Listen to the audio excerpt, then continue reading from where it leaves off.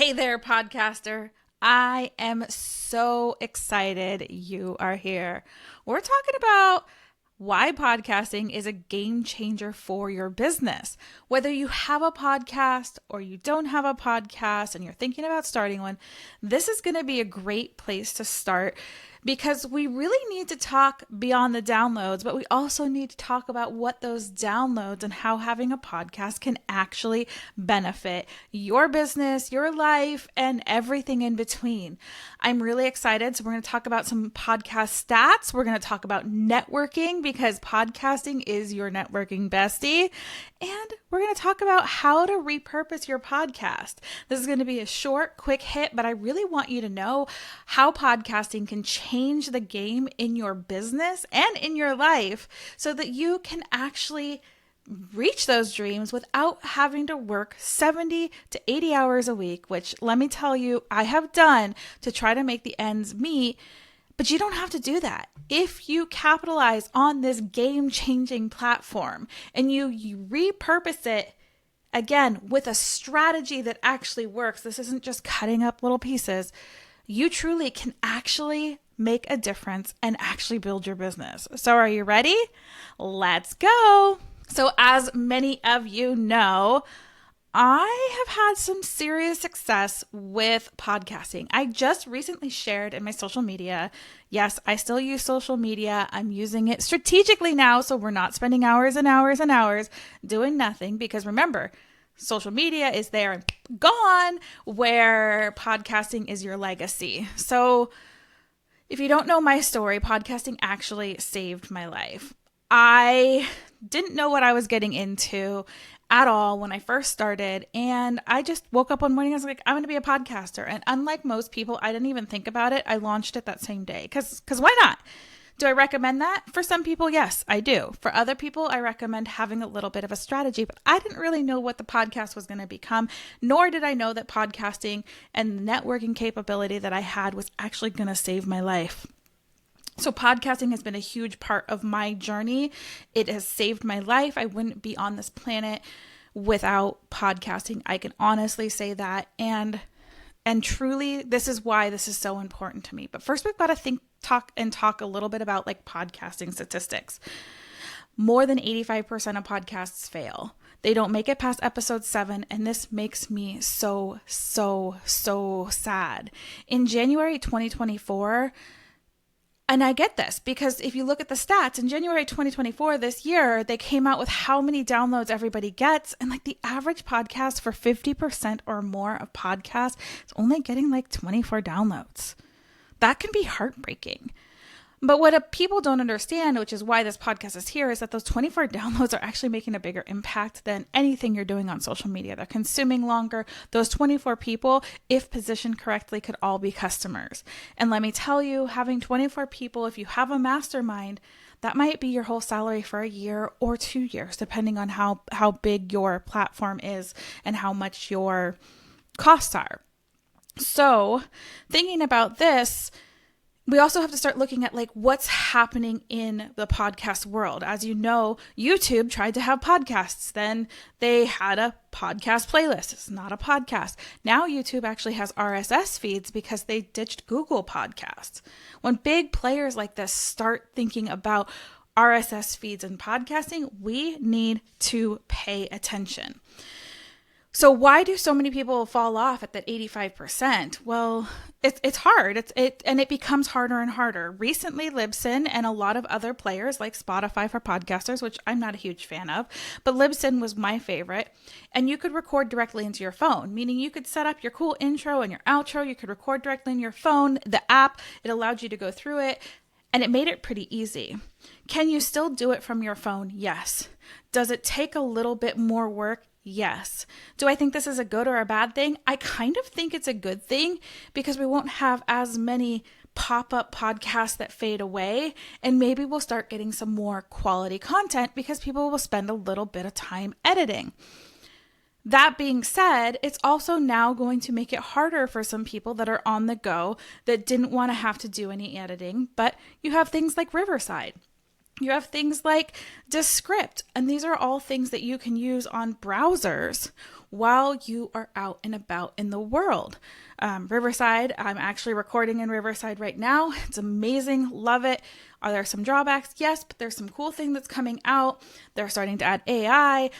If you're looking for AI for copy, CapShow is still 100% my favorite. And with the new CapShow version that just rolled out, oh my goodness, it talks just like me and says the wrong words in the right places. It's so perfect. But I think so many people fade out because they hang out with people like me. And I'm going to say that through and through because I did this to you, and we need to make things easier and step by step. Podcasting it is elite because it does take more work than other platforms. You do have to put a little bit more editing in. It's just like if you want a successful YouTube channel, you got to edit your videos a little bit. Do I edit my videos? No, but my core platform is my podcast. I repurpose over to YouTube. Sorry, YouTube, but it's true. So some of the main reasons for pod fade is sometimes you feel like you get yourself stuck in a box. And this is why I created my podcast CPR audit. And if you want one of those, it's podcast CPR. You'll see some of them live on this podcast. You'll see a bunch of people coming in and out. But if you're really stuck, podcastcpr.com, the audit might be there for you. But at 7 episodes, why are so many people stopping? Again, because it feels hard, because you're over repurposing. You're trying to create all this content. And I get it. I'm a podcast producer. My main gig is podcast production, management, and social media. It's a lot of work, a ton of work. And if you are spending all your time repurposing and not building good quality content, you're just putting shit all over the place and it's not going to work. And of course, it's not going to grow. So there is a strategic way to repurpose your podcast. And I hate to tell you, but in all reality, it's not normally cutting a bunch of clips up and putting them all over the place. Can you get a little bit of traction with that? Yeah. Are there better ways to do it that actually take less time? Oh yeah. But that being said, for those of you that are sticking around, the conversion rate from a podcast is so much higher than any other platform because people are there to learn from you. They're there to connect with you. They're there to do more with you. Social media, they're scrolling. They're trying to get those quick hits. Yeah, maybe they've joined you live. Maybe you're doing a card pull, whatever. But they're not tuned into something specific. So if you're somebody who does like a meditation or why am I forgetting the word? A hypnosis or an activation, or as you see, I do EFT tapping. If you're somebody who does that, this is a great tool for you because you're getting people somewhere where you're subconsciously getting into their minds through audio only, which let me tell you, most people who are listening to a podcast are doing something that is meditative. So now they're in a meditative state listening to you, subconscious. They're listening longer. They're paying more attention to you. Easier to make that conversion. So your rates, those 24 downloads that I told you that 50% of podcasts have per episode, the conversion rate is going to be higher than on any other platform because they're actually going on a deep journey with you, getting to know you. And they're loyal. They're so freaking loyal. So using podcasting as a networking, we're going to just go through some of these really quick. Outside of them being loyal, it's a great way to network. You can have people on your show that could be potential clients. I'm not saying get on and be the skeezy salesperson and come on my show and then immediately pitch them for your services. No, get them on your show, create a genuine connection. The other thing is that's giving you market research. Get people on your shows, coaches and people that you want to cross promote or maybe you can't work with. I've worked with a bunch of coaches for an hour on my show, unintentionally getting what I needed while promoting them. There's some great tools. It allows you to expand your network and it's so much better than saying, let's get on a coffee chat. It's just like my audits. I love doing my CPR audits, podcastcpr.com, because I get to give 45 minutes of my time. We create a 30-day action plan. I support them. They give me content for my podcast so you can see. They also get to be on my podcast, which allows them to their podcast to be seen. So it's like a win-win-win-win-win. You can build those connections. You can create those interviews and those collaborations, and you can build a community this way. It's really amazing. One of my mentors actually does a monthly Zoom call They record them and they put them out where they're teaching, and then they go through a round table and share and share and share. Word of mouth is so stinking powerful.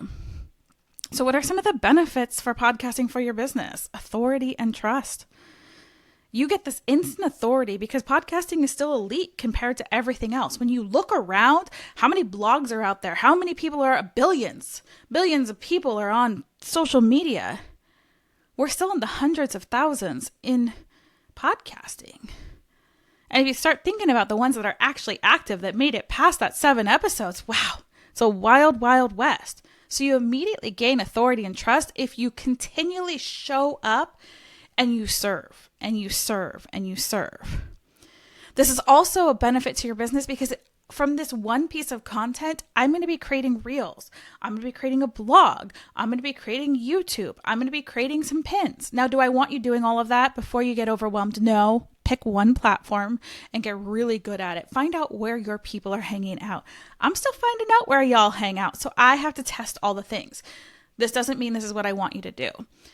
But having a long form piece of content and optimizing it, getting that SEO down, like where people are actually searching with what I call boring fingers. Now, these boring fingers are what people are actually typing into Google versus what they're thinking or saying.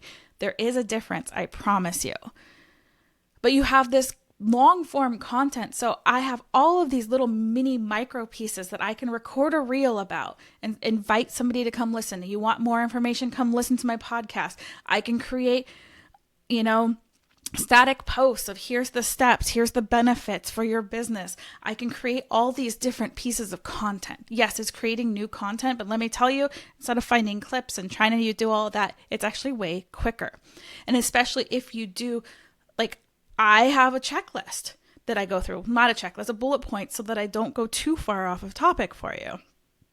It builds that momentum and that long-term momentum. And because we've optimized it for long-term, long-form content, if your content is relevant in 6 years, it will still get found. And for most of you who follow me and hang out, you're healers, you're change makers, you're people that move through trauma, you're people that help step into their best selves, you're coaches. Most of that is going to continue to go forward. So if you set yourself up correctly, legacy. And it also brings brand awareness. And you can get in front of other people. It's also like a sample, highlight reel of you talking in case you ever want to be on stage like I'm doing. Like I said, repurposing content like crazy. You don't just have to take clips. You can do step by step by step. There's tons of steps in here. There's tons of benefits in here. Each one of these could be a static post. Each one of these I could go deeper on a reel and then invite you into the podcast episode. You can turn it into a blog post, social media snippets, YouTube videos, Pinterest posts, depending on what you are. I have one client right now who's kind of a homesteader. So we put a ton of stuff on Pinterest because people are looking for that stuff on Pinterest. Knowing your audience is so stinking important. Tools and tips. There's so many tips in here that I could go deeper on in both my podcast and in my social media content, which I can direct people over. Because remember, when people are on social media, they're there to consume. When they go to a podcast, they're wanting to absorb and go deep. So there's so much to do, and I don't want you to think that a lot of you are getting into this, I got to repurpose on all the platforms, and I see this all the time. One of my coaches has this checklist, and you're trying to make it a game, and you're in so many different places at once that it burns you the hell out because you're spending hours and hours and hours and hours and hours, all of a sudden 25 hours a week creating content. Well, if you have another side gig or you want to coach or whatever that happens, all of a sudden you're up in the 70s and 80-hour work week to try to maintain. And it burns you out. It truly burns you out. I mean, I'm burnt out from the production stuff. That's why I hired somebody finally.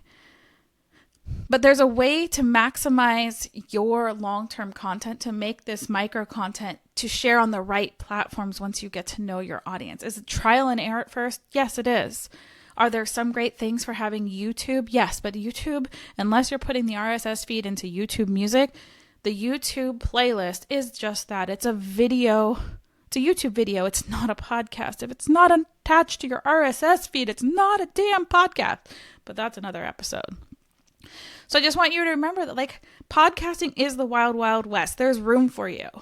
There's so many benefits of how it can be your networking business bestie. There's so many advantages to your business. Even with low numbers, the conversion rates are so high if you position it properly and you serve and you serve and you serve. And there's so much content that can become created from this one thing. You pick a core theme for the month, a core theme for the week, and you have content and content and content. And you just keep breaking it down into micro pieces. And it really does make things so easy. There's no more guessing, especially if you're multi-passionate where your brain is all over the place like mine. It allows you to kind of like keep on track. So if you are really struggling and you're either ready to launch your podcast, ready to give up on your podcast, but you know you can pivot, head over to podcastcpr.com. Grab a 45-minute podcast audit with that. Let me help you breathe life back into it. Let me help you resuscitate your podcast because it truly can be a business asset where you're spending 2 to 3 hours a week at most on all of your marketing. All of your marketing. Does that mean you you shouldn't be going in and engaging and all of that on social media? Well, if that's what you want to do, you can. But me and my business mentor, like I do different things. You see me show up sometimes on social media. You see me not. That's because I'm testing things. But my mentor, my podcast mentor, because if you have a coach that doesn't have a mentor that's ahead of them, they're never going to move forward and you're only going to get so far with them. So I have a podcast mentor that's further along than me, and she does not use social media for anything except to run her challenges twice a year to invite people into her bigger mastermind. That's it. She's not on Instagram. She's not at all. I think she has an Instagram website, whatever it's called. She uses her Facebook group, again, to drive people in twice a year to her workshops. She uses Facebook ads to drive, but she's got a bigger business at this point. She uses Pinterest, which is SEO. She uses blogging, which is SEO, and her podcast. She's not even over on YouTube. So you don't need to be on all the platforms. She's got a multi-7-figure business. And she has a staff, and she has dedicated her staff to certain areas. You don't have to be on every platform. Start small. For me, my main focus right now is my podcast. And I like Facebook because I want somewhere to connect until I get a little bit more proficient in podcasting 2.0. So again, if you are struggling and you want a 45-minute audit, go over to podcastcpr.com. Your podcast can truly be a business asset where you can spend 2 to 3 hours, maybe 4 at most, if you're really going all out for maybe a launch or something in your marketing efforts and actually make an impact. So I'm really excited for this. I'm really excited for you to think beyond the downloads of like, this is a networking opportunity. This is a content creation opportunity. This is a way for me to lean in. And like I will always keep saying is people start a podcast, and there's something special about podcasting and expressing this way where you are allowing yourself to pivot a little bit more and you feel like the box is a little wider where you can like wiggle out a little bit more, wiggle out a little bit more. And then all of a sudden you find your thing and you niche way in. And it happens every single time with every single one of my clients, whether they're a production client, whether they're a launch client, whether they're a coaching client.